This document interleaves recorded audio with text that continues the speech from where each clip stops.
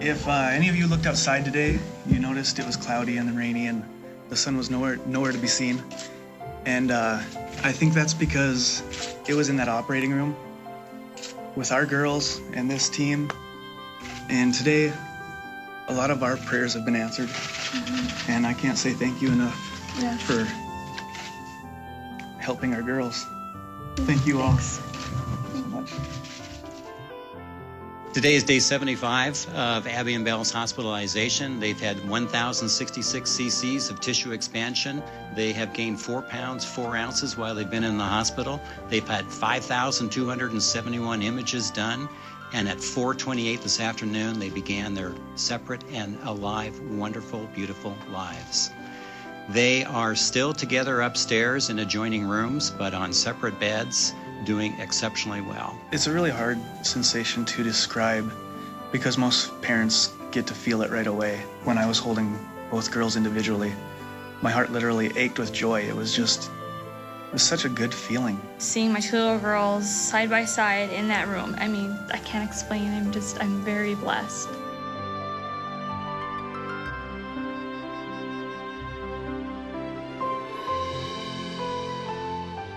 Star Tribune says 2 in a million, and that basically comes from knowing that conjoined twins are born more frequently than 1 in 500,000, but about 75% of them won't survive the birth or the first few days after birth.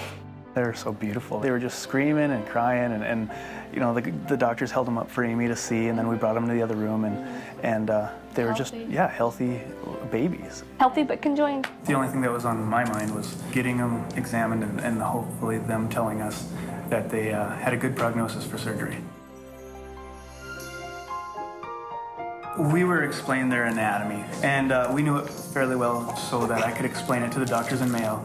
And he said, it sounds promising, bring them on down, and 2 days later we were down in Mayo. Mm-hmm. Conjoined twins are very rare.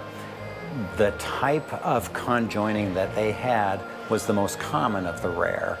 But unfortunately, we get back to rare again because the way they were joined together is a very rare way to be joined. Separation was absolutely the way to go, especially since you could see the way to do it. It was more being able to see what needed to be done and then tapping into the expertise that is here at Mayo. I knew we could do it. Call it experience, instinct, faith. It was there. I knew we could do it. The doctors, the staff here are going to take the best care possible for your kids, and whatever it takes. We had about 70 people. That includes the medical teams, the surgical services teams, the people in the operating room, the nurses. The number of people that are involved here and how well they communicate, it's pretty unbelievable. It's more or less like a big orchestra where the symphony is all working together with individual leaders within that symphony, but the music doesn't play until everybody's working together. Part of the reason we let a lot of the media in was to document it, because we're going to be so busy with the girls. Who better to kind of follow, document our story than having people around doing it. They think of their twin daughters as 1 in a million, and they mean it. The girls were born conjoined, which, as you know, is a rare and often life-threatening condition. When they get a lot older, we'll let them read some of the articles and show them how many people's lives they've touched and how they brought so many different communities together. Everybody cares so much about these girls.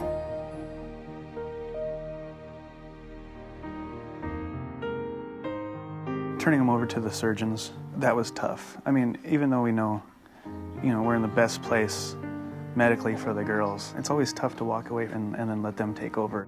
What I talked to the family about and what we talked together as a team was that there was a 20 to 30% chance that there would be a mortality right in the operating room. But it was our job in the months and days prior to surgery to drop that mortality down to as low as we could get it. I think Mr. Carlsen said it best when he talked about the sunshine being in the OR. There was light in there. And as the day went on, that light got brighter and brighter. Apparently it couldn't have went any better. Every time there was a fork in the road, and it could have went good or bad, every single time it went for the good. People thought about this nights and weekends. People would spontaneously sit in the hallway and discuss what they were thinking were the best things for surgery. I'm so grateful for their ideas, So grateful for their commitment, so grateful that they thought only about the girls and how to get things done properly. I don't see why every hospital doesn't do it that way. Being able to witness all the different teams get together for this surgery and work together so well.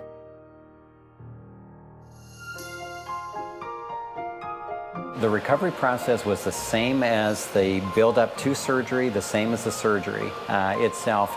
It came in many phases with many different teams involved. It wasn't easy. It wasn't a walk in the park. It wasn't just come in every day and see how they're doing. It was hard work, dedication, commitment by a lot of truly excellent people. Getting off of their pain meds, the withdrawals, we had some crabby babies for a few days. I was afraid, did this really traumatize them? Like, I was like, are they going to be back to themselves? Are they going to be happy like they were?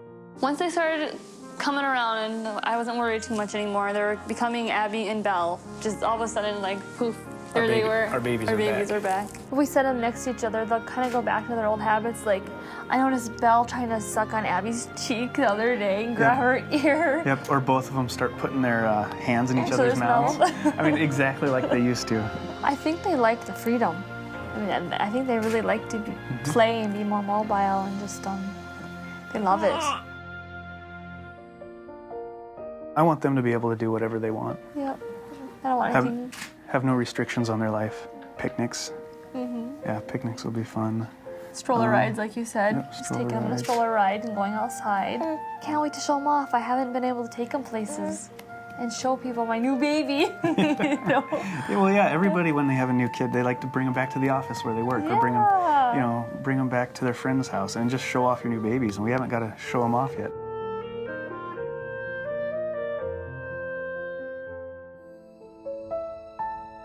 We came to Mayo because everyone tells us, they're the best.